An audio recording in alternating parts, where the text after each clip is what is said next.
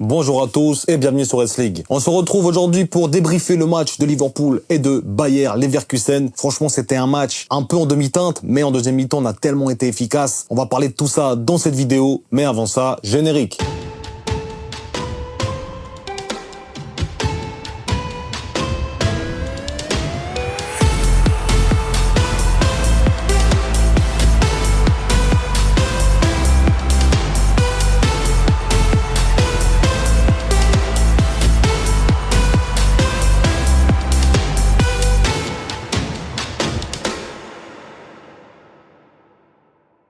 Donc, on se retrouve pour débriefer le match entre Liverpool et Leverkusen.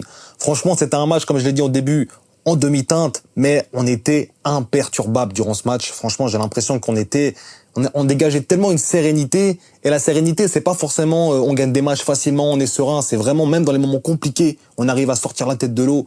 Et durant ce match, on a eu vraiment la preuve que cette équipe de Liverpool est capable de gagner plus d'un titre cette saison. Souvenez-vous juste, pour ceux qui sont là depuis le début et qui me suivent depuis le début, sur la première vidéo de ma chaîne, j'avais dit que Liverpool était là pour gagner la Première Ligue et d'autres trophées. Beaucoup de gens me disaient qu'on n'avait pas le gabarit pour gagner la Première Ligue, qu'on a un nouveau coach, qu'on ne gagnera jamais la Première Ligue. Moi, je l'ai tout de suite senti. Et pour moi, il n'y avait pas de raison qu'on ne gagne pas parce que l'équipe est quand même là, est quand même présente. Il y a quand même des gros joueurs. Donc, je me suis dit, ça doit marcher. Ça doit marcher. Et là, on voit que durant ce début de saison remarquable de la part de Liverpool, on espère juste que ça dure parce que on peut faire un très bon début de saison, mais le plus important, c'est l'arrivée, c'est la fin. Et très souvent, Liverpool, malheureusement, a chuté à la fin. Enfin bref, on va pas parler de malheur. Aujourd'hui, on est là pour débriefer un match avec une grande victoire 4-0 à domicile. Donc, juste avant de parler un peu de Liverpool, je voulais un peu parler du Bayer Leverkusen avant.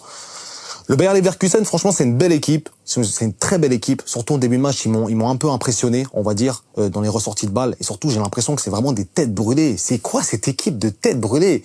Oh, Xabi Alonso, il a une équipe de têtes brûlées. Les gars, c'est des têtes brûlées. Ils sont 7 en attaque. Ils contrôlent rien du tout. Ça va dans tous les sens. Mais quand ça marche, parce qu'il y a des moments où ça a marché, et ils ont réussi à avoir une telle intensité sur le milieu de terrain de Liverpool, que c'est vraiment impressionnant à voir. Parce qu'ils sont partout. T'as l'impression qu'ils sont partout, les gars. Ils sont 3-4 sur un joueur. Après, ils arrivent à sortir. Franchement, c'était impressionnant à voir. Le seul problème pour eux, c'est qu'ils n'ont pas pu concrétiser. Et même les actions qu'ils avaient, il y en a vraiment une de Boniface qui est pour moi une action de but. Et même vers la fin, il y a des actions. Mais en général, c'est vraiment repoussé, encore une fois, de la défense de Liverpool qui a été excellente dans ce match-là. Mais juste pour venir sur le Bayern, du coup, ils ont été très intéressants.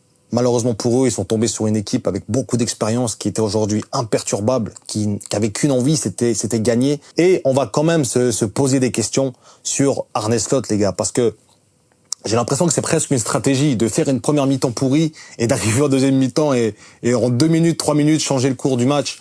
Franchement, on dirait presque que c'est une tactique. Alors, je ne pense pas, mais on dirait quand même que c'est une tactique, les gars, de vraiment endormir l'adversaire en première mi-temps, laisser croire que on est meilleur, et tac, deuxième mi-temps, on révèle le vrai jeu, le vrai visage, et du coup, on est genoux à terre parce qu'on s'y attend pas. Mais en général, les gars, Arne Slot, ce qu'il nous fait encore une fois, c'est une grande classe. C'est un coach, les gars. Même moi, le premier, quand j'ai vu sa tête en arrivant, je rigolais. J'étais là, mais attends, c'est lui qui va remplacer Jürgen Klopp. Je pense qu'on était beaucoup à rigoler, même si le profil, même s'il avait fait de belles choses avec le Feyenoord, on était quand même assez sceptiques. Et là, on voit aujourd'hui que franchement, il peut que monter. En fait, on a l'impression qu'il y a rien qui peut lui arriver, qu'il a toutes les solutions, il a tous les glitches en tête, qu'il sait exactement comment ça va se passer. En tout cas, dans ce match-là, on l'a ressenti. Moi, j'ai été vraiment impressionné de la part aussi de Liverpool. Les gars, surtout en première mi-temps, parce que impressionné, c'est un gros mot. J'étais plutôt surpris de voir Diaz en pointe. Les gars, je pense qu'on était tous surpris de voir Diaz en pointe. Moi, personnellement, quand j'ai vu ça, première mi-temps, j'étais un peu en incompréhension totale. Je disais, mais qu'est-ce qu'il essaye de faire? Ok, il fait tourner, mais j'ai l'impression que c'était pas cohérent. En deuxième mi-temps, c'était pas non plus très cohérent. À la différence, c'est que Bayer a fait preuve pour moi de négligence, a fait preuve de naïveté, et Liverpool a vraiment été supérieur au niveau de l'expérience. Et c'est ça aujourd'hui qui l'a emporté, je pense surtout. C'est le côté imperturbable, l'expérience, la sérénité qui reposait dans cette équipe de Liverpool, qui a fait déjouer complètement Leverkusen. Donc, en général, moi, quand je vois ce match, les gars, je peux que être satisfait. Maintenant, il y a quelques petits bémols, surtout en première mi-temps, encore une fois, mais comme on l'a dit, ça ressemble, tous les matchs un peu se ressemblent, surtout les deux derniers, là, Brighton et Leverkusen, ça se ressemble. On a l'impression d'avoir le même match, sauf que là, on a une équipe de Leverkusen qui attaque beaucoup plus, qui est beaucoup moins en train de mettre le bus, et qui joue avec ses forces et qui veut pas renier son style de jeu et sa philosophie. Et du coup, c'est ça en fait qui a fait que aujourd'hui Liverpool a joué à l'expérience, un jeu de transition extrêmement rapide avec encore une fois des joueurs de grande qualité, des joueurs qui se sont vraiment amusés ce soir. On va revenir tout de suite à ça. Mais avant ça, je voulais quand même dire bravo aux Leverkusen parce que c'était quand même un bon match. Et le 4-0, je tenais quand même à le dire, est un petit peu sévère compte tenu du match, même si la deuxième mi-temps, à partir de la 70e, 60e, le Bayern existe quasiment plus. Mais en général, c'était un très bon match. Ils auraient mérité un but ou deux. Donc, un grand bravo aux Leverkusen. Du coup, on va directement passer à l'analyse des joueurs. Les gars, on va commencer directement par le gardien de but. On avait, encore une fois, Keller, les gars. Kelleher, qui a été, encore une fois, impérial. Qui a encore été, franchement, il fait oublier Alisson. Il fait oublier, en fait, on pense à plus personne. On pense que à Keller. À ce qu'il montre aujourd'hui, c'est quand même assez impressionnant. Je pense à sa double parade, qui est pas forcément évidente, on va pas se mentir. Même si il lui tire un peu dessus, elle est quand même pas du tout évidente. Elle est quand même pas du tout évidente, cette double parade.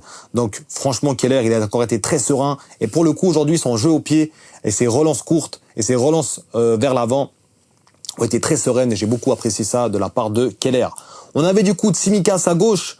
Décidément, Tsimikas, les gars de Tsimikas, il est vraiment en train de monter en niveau, monter en régime. Il est en train de reléguer Robertson sur le banc, alors que Robertson, on va en parler, mais il a fait une bonne rentrée en plus de ça. Parce que sur le, je crois, troisième but, non, sur le quatrième but, c'est quand même lui qui vient gratter le ballon sur Wirtz. Donc franchement, les gars, on va être très honnête, très sérieux. Tsimikas, pour moi, il a gagné sa place de titulaire. Que ce soit pas aujourd'hui, hein, même ces derniers matchs, pour moi, il doit être titulaire et la rotation avec Robertson. En fait, je dirais pas que Tsimikas mérite d'être devant Robertson. Je pense que les deux méritent. Je pense qu'il y aurait une rotation beaucoup plus importante de la part de Slot à ce niveau-là, parce que Arnold, on sait qu'il sera constamment titulaire, mais les deux, Robertson et Tsimikas, en cette saison en tout cas, ça se vaut très clairement. En tout cas, ils ont fait les deux un bon match. Tsimikas très sérieux, encore une fois très sérieux défensivement. Il est vraiment très intelligent avec le ballon. Il est capable aussi de mettre des petits ballons piqués, c'est assez joli à voir. Et Robertson, encore une fois, il a fait une bonne entrée. En général, quand il rentre, il a quand même cette hargne. Et là, il l'a montré aujourd'hui, donc ça fait très plaisir que les deux latérales à gauche de Liverpool, ce qu'on disait dans une vidéo Mercato, ce que certains me disaient, c'est que on avait besoin d'un latéral gauche. Moi, j'étais persuadé que Tsimikas pouvait faire le taf. Et là, il le fait plus que le taf. Franchement, il est vraiment impressionnant. Donc, très bon point pour lui. On va passer directement à la défense centrale. Donc, on avait Konaté et Van Dijk. Encore une fois, Konaté qui revenait de blessure. Quel match de Konaté, les gars. Il a dégoûté Boniface. Les gars. Alors, il a une belle action, Boniface. Il peut la mettre. Je pense que ça change un petit peu peut-être le match à 2-1. Avec la tête là qui loupe. Mais il a dégoûté Boniface. Franchement, Konaté, plus le temps passe, plus il devient tellement impressionnant. Et en fait, il dégage une force tranquille. Et c'est ça, en fait, qui est assez impressionnant avec lui. C'est qu'on a l'impression qu'il est robuste, qu'il est très costaud. Il est presque des fois un peu grossier dans ses interventions, j'ai envie de dire. Mais on a l'impression qu'il est toujours force, tranquille. Et qu'il récupère ses ballons de manière tranquille, avec beaucoup de force. C'est ça qui est paradoxal avec lui. Et c'est ça qu'on adore chez lui. Merci Konaté. Quel match incroyable, encore une fois, il a fait. Van Dijk, grand patron, les gars. Van Dijk, franchement, on l'a vu en première mi-temps, il gueulait sur ses coéquipiers. Il s'est fait avoir sur le dos, surtout sur une action. Je crois que c'est l'action de Frimpong, bon, il y avait hors-jeu. Mais en général, il s'est fait avoir une ou deux fois. Il était un peu en retard et je me souviens d'une intervention aussi où il part un peu trop devant et du coup, Frimpong peut partir. Mais sinon, en général, Van Dijk, encore une fois, c'est très serein, c'est patron. Et qu'est-ce que je kiffe cette équipe, les gars de Liverpool. Franchement, elle me fait rêver, les gars. Franchement, elle me fait trop kiffer dans ce début de saison. Je sais pas vous me direz en commentaire, mais ils font tellement plaisir. Et les gars, faut aussi souligner un truc, c'est que Van Dijk et Konaté, c'est quand même une charnière défensive tellement sous-cotée en début de saison, les gars. Il y a personne qui parlait de ces deux défenseurs alors que c'est une charnière. Franchement, tu vois la charnière, tu dis waouh. Pourtant, les gars, on parlait de d'autres défenseurs, on parlait pas forcément de Van Dijk et Konaté. Donc, franchement, encore une fois, merci, la défense centrale. On avait du coup, en latéral droit, Trent Alexander-Arnold, à son habitude. Franchement, Trent, ce que j'aime beaucoup dans ce début de saison, c'est que là, il fait pas un match incroyable. Mais comparé à la saison dernière ou à d'autres saisons, c'était soit il faisait un bon match par ses passes et puis du coup on disait qu'il était fort, soit il faisait un match catastrophique parce qu'on ne le voyait pas offensivement et défensivement c'était une cata. Aujourd'hui, Arnold, il arrive à être mauvais des fois offensivement, il arrive à pas être forcément très intéressant, mais à garder son rang, à garder sa place et à être défensif. Et ça, c'est vraiment un point essentiel. Et les gars, on voit la différence. Quand un Arnold travaille et se met à défendre et arrive à sortir du lot défensivement, on voit que ça change beaucoup de choses et qu'on prend beaucoup moins de buts, hein, les gars. C'est pas seulement grâce à la charnière. Arnold a beaucoup travaillé. Alors, je sais pas si je pense qu'il y a aussi beaucoup de travail d'Arnold, mais je sais pas si c'est aussi le système de slot qui a imprégné à cette équipe de Liverpool une façon plus pragmatique de jouer, en fait. Et c'est ça qui change la donne. C'est qu'avec Klopp, on était tout feu, tout flamme, sans réfléchir, tête brûlée, un peu comme le style Xabi Alonso, sauf que là, on joue en 4-3-3. Et là, la différence, c'est que on a ce côté un petit peu tête brûlée, mais maîtrisé, pragmatique et calme. Et ça fait plaisir, ça fait très plaisir à voir. Donc Arnold, merci beaucoup. Donc Arnold, merci beaucoup pour tes prestations, que ça soit, même si elles sont pas forcément très belles, il a quand même fait de belles frappes. Merci quand même, parce qu'il a quand même fait un bon match défensivement, il a été solide, et surtout, il avait Boniface des fois sur ses côtes, et je pense que c'était une tactique de Xabi Alonso de mettre Boniface, parce qu'il s'est dit qu'avec l'impact physique, il va bouger Arnold, et Arnold s'est pas fait bouger plus que ça, les gars. Donc franchement, ça, il faut le retenir. Du coup, on va passer directement au milieu central. On a eu Jones, on a eu un 4-3-3 aujourd'hui. On n'a pas eu un habituel 4-2-3-1. On a eu un 4-3-3, donc on a eu un McAllister, Gravenberch et Jones alignés en milieu de terrain. McAllister, pour le coup, je vais commencer par lui. McAllister, il a fait pour moi un match très intéressant, surtout avec ses remises en relayeur, là. C'était très intéressant. Franchement, c'était très intéressant. McAllister, c'est le genre de gars que tu vois pas beaucoup sur le terrain. Enfin, c'est pas que tu le vois pas beaucoup, c'est que ce qu'il fait sur le terrain se voit pas directement parce que ça va tellement vite que tu prends pas en compte la sortie de balle ou la première passe. Mais c'est ce qu'il fait, McAllister, dans ce match, c'est qu'il joue beaucoup, il joue vraiment très bas, même si des fois il vient proposer offensivement, forcément, mais il joue vraiment beaucoup plus bas que d'habitude dans ce match. Et il arrive à récupérer des ballons, et il arrive surtout à vraiment relayer son milieu de terrain vers l'attaque, et ça, c'est vraiment exceptionnel, parce que surtout sur les dernières actions, on voit que, même sur l'action, je crois, où Nunez, là, fait un petit cafouillage sur le 4e but, et que c'est Diaz qui marque son triplé, on voit que toute la sortie de balle part aussi de McAllister. Donc, McAllister, il fait un match sérieux. On l'attend un peu plus au niveau, peut-être, de la finition, au niveau du dernier tir. Mais en général, il a fait un match très sérieux, même si en première mi-temps, c'était compliqué pour lui. Très bon match de McAllister. On avait Gravenberch. Alors, Gravenberch, les gars, encore une fois, dans ce match, mais ce gars, il est tellement constant, mais il est tellement constant. Il est trop constant, ce gars. Il est toujours là. Ça va bien, il est présent, et ça va pas, il est présent. Il est toujours dans les bons coups. Il est toujours là. Il tient son rang, il tient ce milieu de terrain. Donc, Gravenberch, c'est vraiment l'homme qui sort de nulle part et qu'on n'aurait jamais cru qu'il allait devenir. Mais quel joueur, Gravenberch. Quel joueur. Il a vraiment ce côté tellement soyeux avec le ballon. Et surtout quand il ressort le ballon, t'as toujours l'impression que il est à une demi-cheville de la toucher. Et il touche toujours d'une demi-seconde. Et il la touche. Et il arrive à reprendre le ballon à chaque fois. Donc quelle performance de la part de Gravenberch, les gars. Encore une fois, on peut être très fiers de notre équipe aujourd'hui, et même en général, parce que le parcours qu'ils sont en train de faire là, il nous choque, et j'aurais jamais pensé que Liverpool allait faire un tel parcours, faut le dire. On avait aussi Curtis Jones. Du coup, Curtis Jones, les gars, comment analyser son match? C'est assez spécial, parce que, encore une fois, il est frustrant. Il est frustrant parce qu'il lâche pas le ballon, il y a plein d'occasions, surtout plein de situations en première mi-temps où il peut lâcher le ballon avant, il le lâche pas, et du coup il revient derrière et on perd du rythme, on perd la contre-attaque, on perd la possession, on perd d'intensité, on perd pas mal de choses. Donc, mais sa passe D est tellement incroyable et ça débloque le match, en fait, ça débloque le match.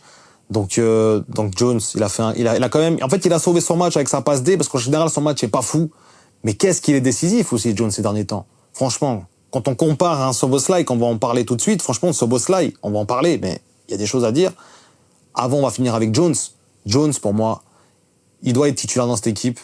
Il doit reléguer Szoboszlai sur le banc, parce que très clairement, il est tellement plus pertinent, et il a plus, j'ai l'impression, d'expérience dans cette équipe, parce que ça fait un moment qu'il joue aussi avec les mêmes joueurs, hein, les Salah, les Van Dijk, qui se connaissent très bien. C'est un jeune de formation. Donc, moi, je trouve que Jones mérite plus sa place que Szoboszlai sur certains aspects, et sur les gros matchs, surtout. Surtout sur les gros matchs. Alors après, ça peut se discuter parce que suivant la tactique que tu emploies, tu peux privilégier un Szoboszlai. Mais on est d'accord, les gars, on va pas se mentir, Jones est tellement plus pertinent et il est décisif. Même s'il est moins pertinent, il est décisif et ça change toute la donne. Donc, très bon match de Curtis Jones. Du coup, Arnold a été sorti par Conor Bradley. Enfin, par Slot, mais à la place de Conor Bradley. Franchement, encore une fois, Conor Bradley, ce gars, il joue par terre. En fait, il joue par terre, il joue à genoux. À chaque fois, il contrôle le ballon, il protège le ballon. Il joue à genoux, le gars. Il joue à genoux. Il a vraiment des appuis de fou. Il tient sur ses jambes, peu importe le gabarit d'en face. Et il est intéressant, Bradley. Franchement, c'est un joueur très intéressant. Les latéraux à Liverpool sont, pour le moment, excellents. On n'a pas besoin d'autres latéraux. C'est comme on a dit, il faut un milieu et pourquoi pas un défenseur. Le reste, c'est tout bon. C'est tout bon.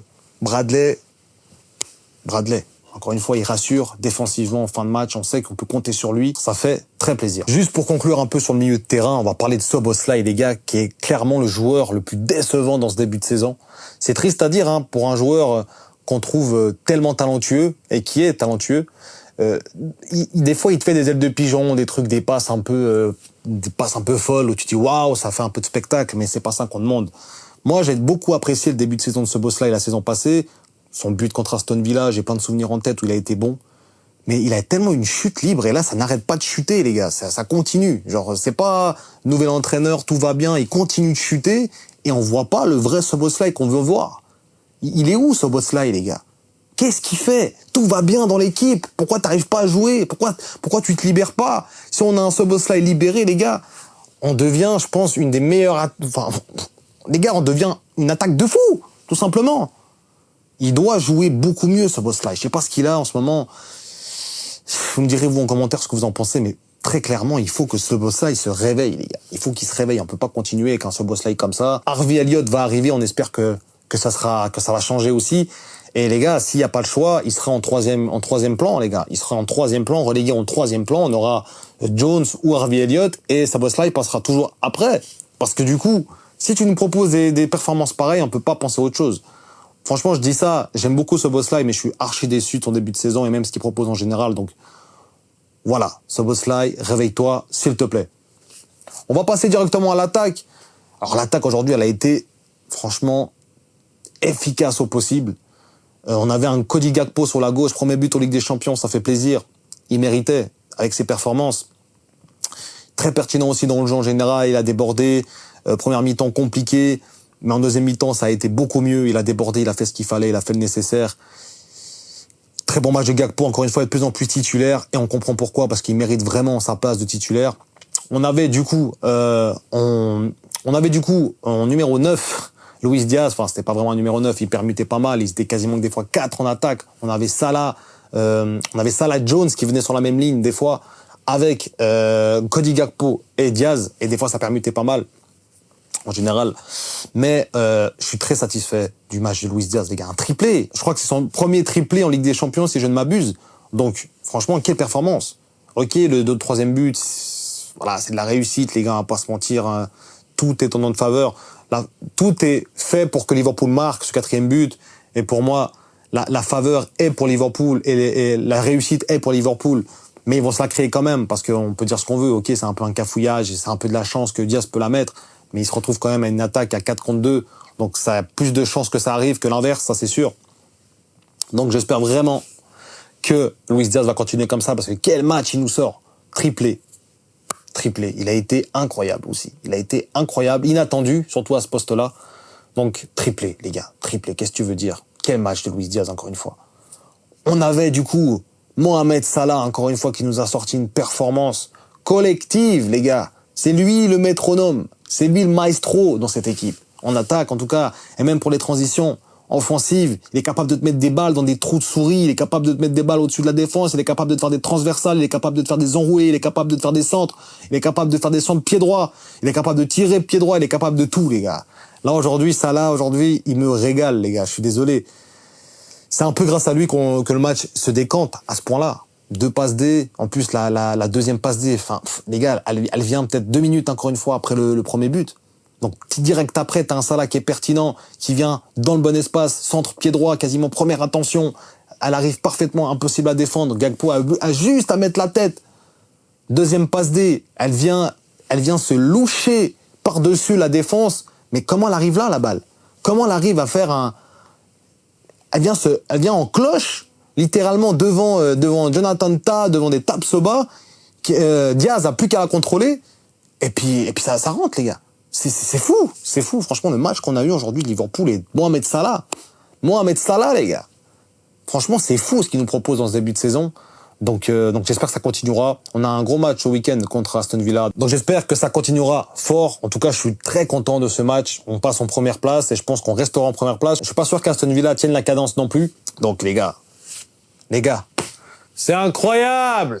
Donc voilà les gars, la vidéo arrive à son terme, j'espère qu'elle vous aura plu. N'hésitez surtout pas à lâcher un like ou un commentaire, à vous abonner si c'est pas déjà fait, si vous êtes fan de Liverpool ou de football en général. Ne pensez pas que ce petit geste de cliquer sur le bouton j'aime est insignifiant, il est très important et ça me soutient énormément. Nous on se retrouve pour un gros match entre Liverpool et Aston Villa, ça va être un très gros match. On sera là pour le débriefer. D'ici là, prenez soin de vous et surtout n'oubliez pas...